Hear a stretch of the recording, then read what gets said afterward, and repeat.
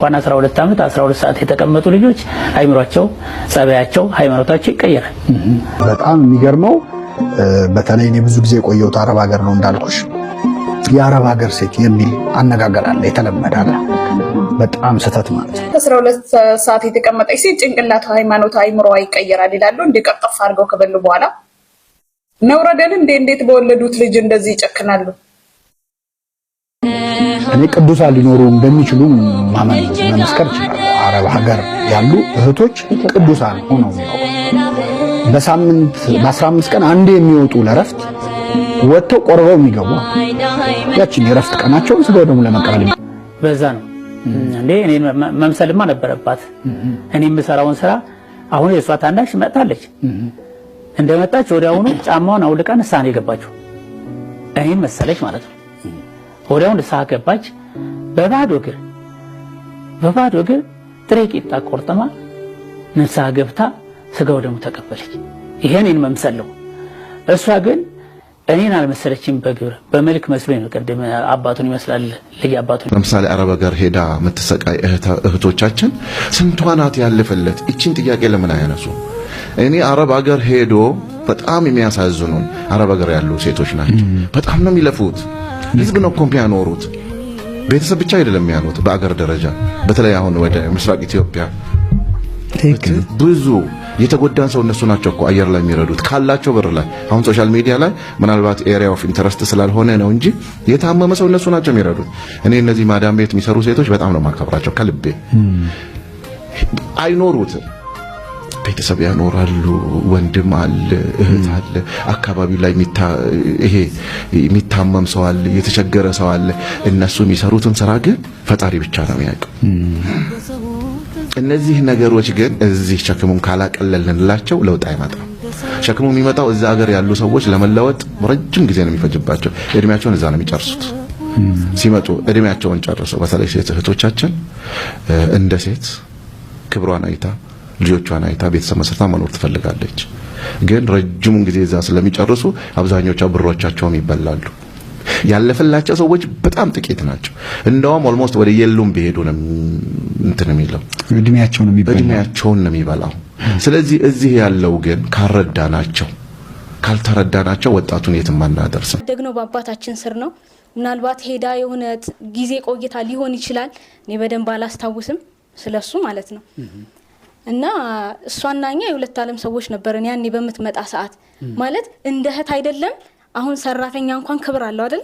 አስበው ይዘገነነኛል። ጌታ ምስክር እጸድቃለሁ ብላ ባደረገች አደባባይ ለሷ ወንጀል ነው ባይዘው አባት ካዷት 12 ዓመት የሰራችበትን ብር ሚዲያ ላይ አምጥታ ሰጣቻቸው። አይ ጊዜ ድሮ እንኳን የለም እዛው በሽምግልና በምን ያልቃል ሚዲያ ማይመጣም። ግን እሳቸው ደግሞ ከሚዲያ ከሽምግልናም ከምንም አለፉና ተክሌ ጋር መጡ፣ እግረኛው ሚዲያ ጋር መጡ። ጋይስ ይፍረዱኝ ብላ እንግዲህ የኢትዮጵያ ሕዝብ ደግሞ በኮመንት ቆንጆ አድርገው ነው የሚፈርዱት። እኔ ተሳቅቄ ነው አስተያየት የምሰጠው። እዛ ጋር ኮመንት ላይ ያሉት ግን አይታዩም። ማን ይሁኑ ጥቁር ይሁኑ ቀይ ወንድ ይሁኑ አይታወቁም። እንደልባቸው ነው ከፍ ዝቅ አድርገው እርሶ ነው የሚሰድቧችሁ። እኔ አሁን ስለምታወቅ እንደ ልቤ መናገር አልችልም፣ ማውራትም አልችልም።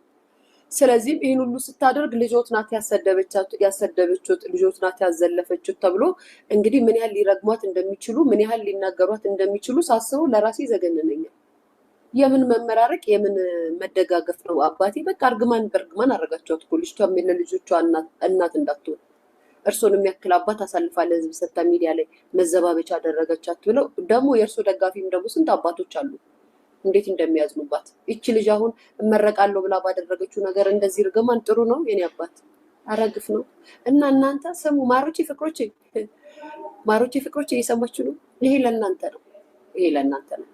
ለእናቴ ጥማድ በሬ ገዝቼ ቆርቆሮ ግቢ አስሬ ሳሩን አስቁሜ ምናምን ጠራርጌ ምናምን የምትይ እዚህ ሀገር ስትመጪ እናትዬ ወዳጅሽን ፍቅረኛሽን ገንዘብሽ ብቻ ነው፣ ማንም ሰው አይደለም። እናቴ ትምጥ እናትሽ ራሱ አይደለችም። በነገራችን ላይ እኔ ብዙ ጊዜ ስለ እናቶች ብዙ የሰው ልጅ ከሰራ እናትሽ አንቺ እየሰራሽ እናትሽ ትራብ፣ አንቺ እያለሽላት እናትሽ ትታመም፣ ለእናትሽ ሕክምና መታከሚያ ትጣ ምናምን የምል ሰው አይደለም። በነገራችን ላይ በምድር እስካለሽ ድረስ ምርቃቱ ምኑ ከቤተሰብ ይጀምራል። ለቤተሰብሽ የምታደርጊው ነገር ዋጋ አለው። በእውነት ነው የምልሽ። እና ግን ደግሞ አታብዙት። እንዳልኳችሁ ነው ቤተሰብ ጠገብ አይልም። በጣም ነው ብር ሲያዩ የሚቀየሩት። አይጠግቡም። የኢትዮጵያ ቤተሰቦች ባይዘው አይጠግቡም። ገንዘብ ክስብታው ነው የምትወዱት። ማንም ገንዘብ ይወዳል። ግን የእናንተ ደግሞ አረብ ሀገር ልጃችሁ ኑራ ስራ ሰርታ እንደምትልክላችሁ ትዘነጉታላችሁ። ሽንት ቤት ምናምን አጥባ ማዳሞች ከበሉ በኋላ እኮ ነው ምግብ እንኳን የሚበሉት። በዛ ላይ ደግሞ እነሱ በልቶ የጠገቡትን እንደው ከስንት አንድ ጥሩ ማዳም ደርሳት ካልሆነ በስተቀር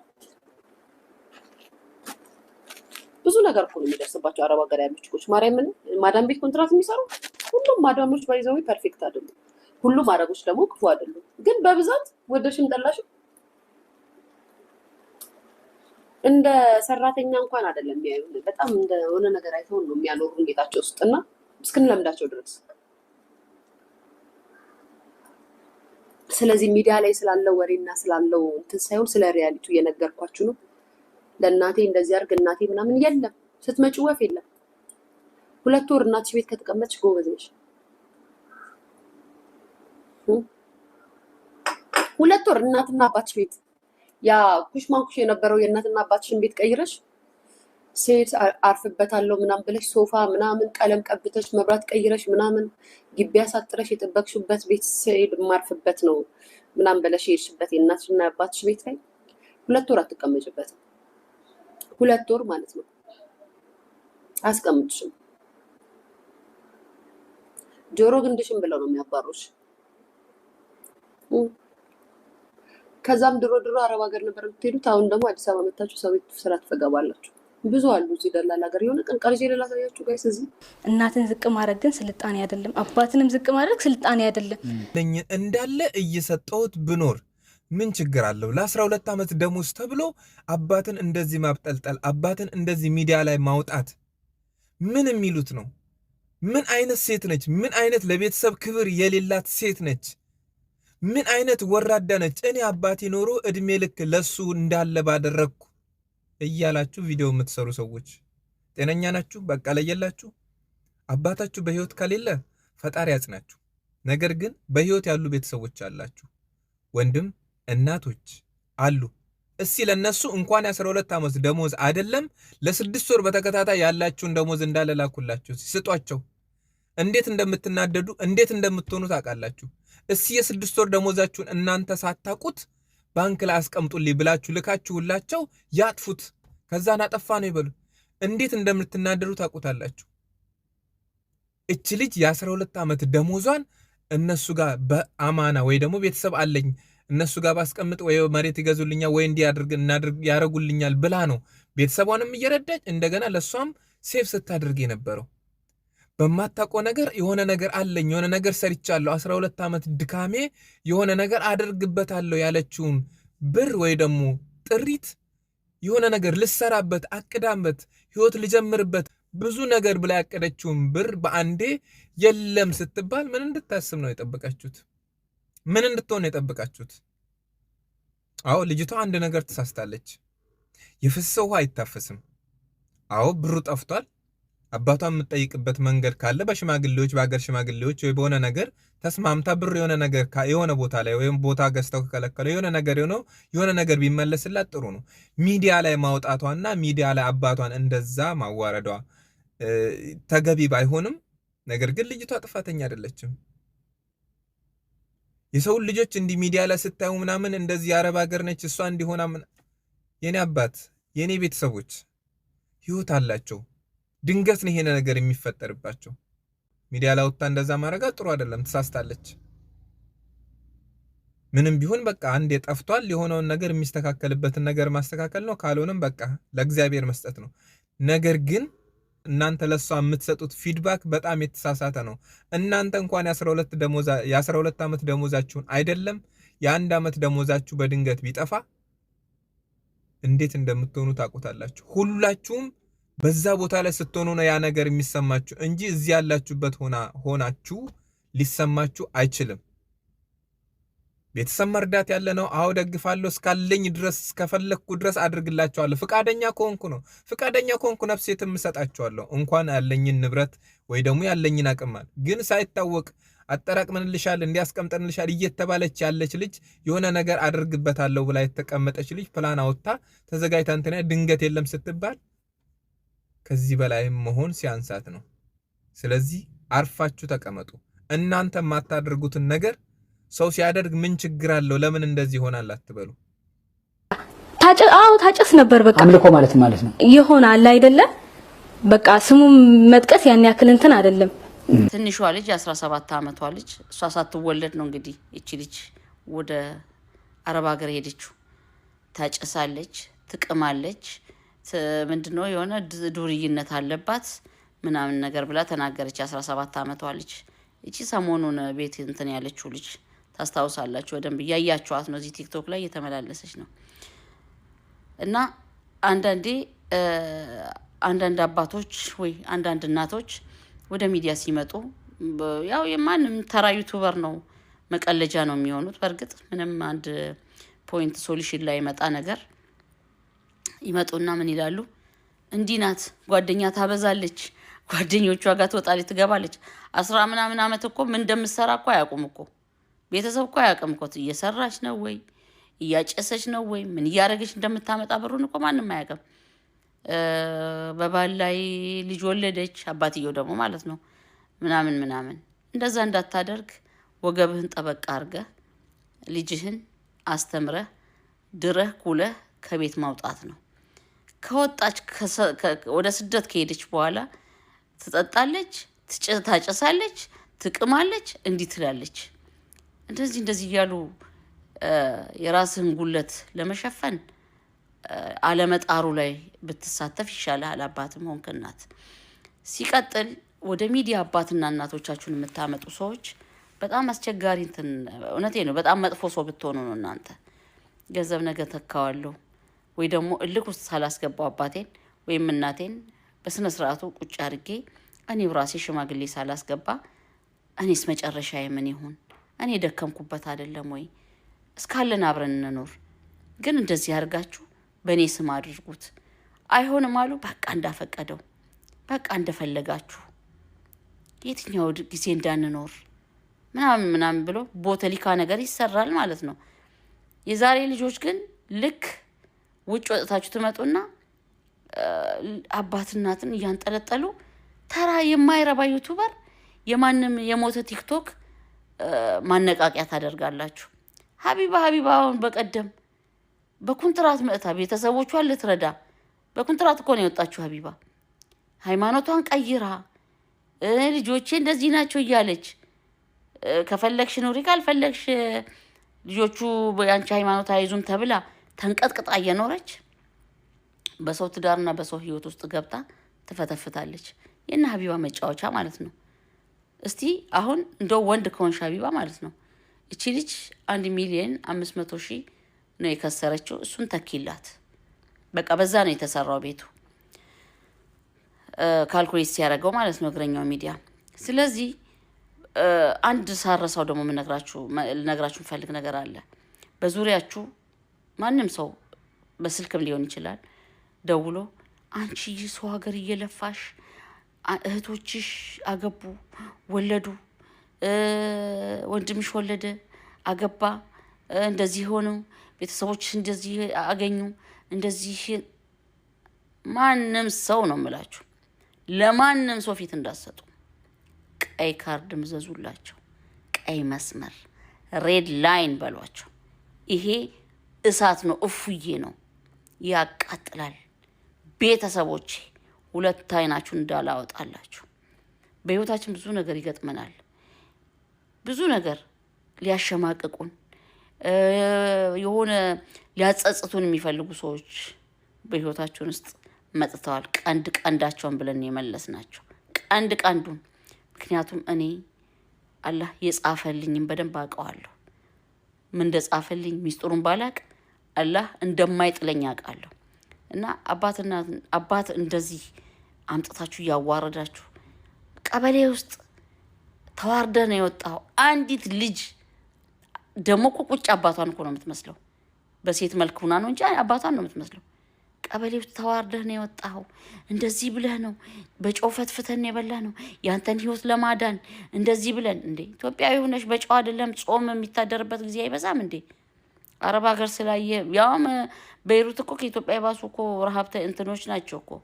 እውነቴን ነው። ለምን እንዋሻሻለን እንዴ? ምን ገቢያቸውን አናውቀውም እንዴ እነሱን?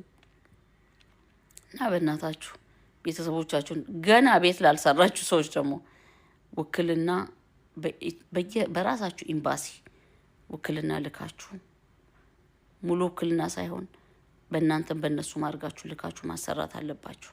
ቤተሰብን ወደዚህ ወደዛ እየጎተታችሁ እርግማን ከማትረፋችሁ በፊት ማለት ነው። ስለዚህ በእኛ በኩል አንዳንድ ሰዎች ሊመክሩ ስለሚፈልጉ ለእናንተ ደግሞ ኡሚ ሱመ ኡሚ ሱመ ኡሚ ሱመ ኡሚ ገቢቶ አላህ ይጠብቃት ባለችበት። ሬድ ላይን ቤተሰብ ኖ። በጣም የሚያሳዝን ነገር እንደው ማለፍ ስላልቻልኩ ነው። እንዲህ አይነት የሃይማኖት አባት አገር አስታራቂ እንዲህ አይነት የተጋጨ ሰውን፣ የተዘረፈ ሰውን፣ የተጋደለ ሰውን ማስታረቅ የሚችሉ አንድ የሃይማኖት አባት እንዲህ አይነት በደልና እንዲህ አይነት ግፍ ሲሰሩ ማየት በጣም ያሳዝናል። በእውነት ነው የምለው። ለዛውም በወለዷት ልጅ ላይ እሺ፣ የወለዷት ልጅ ዘረፉ፣ ወሰዱ። እሱ ያከራከሩት እንደገና የአረብ ሀገር ሴት እብድ ናት። 2 አመት 2 ወር ከሰራች እንኳን 12 አመት 2 አመት ነው 2 ወር ከሰራች ታብዳለች የሚሉ። አረ የማይበጃት ይበድ። የአረብ ሀገር ሴት የማይበጃት በክፉ ያያት ይበድ።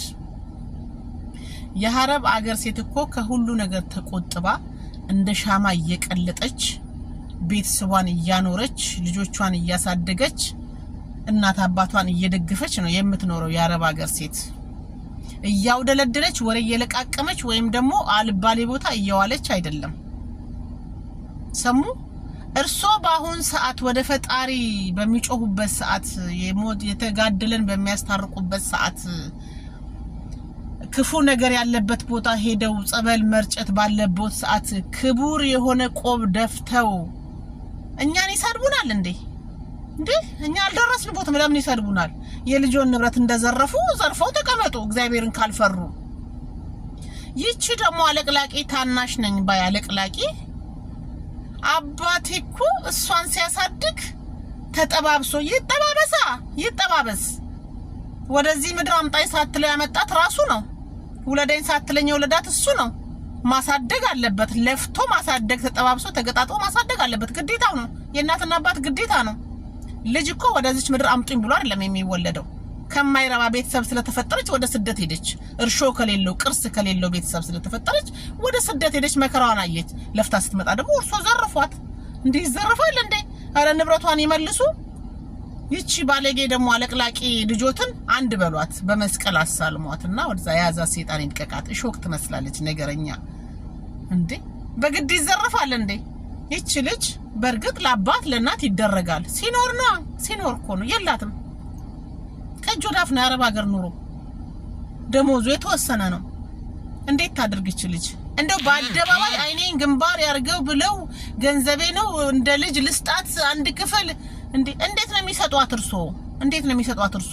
ለምን እንዴ? ትኑርበት፣ አግብታ ትውለድበት፣ ትግባድበት። እድሜውን ጨርሷል። እርሶ ደግሞ እሷ ገና ልጅ ናት፣ ትኑርበት።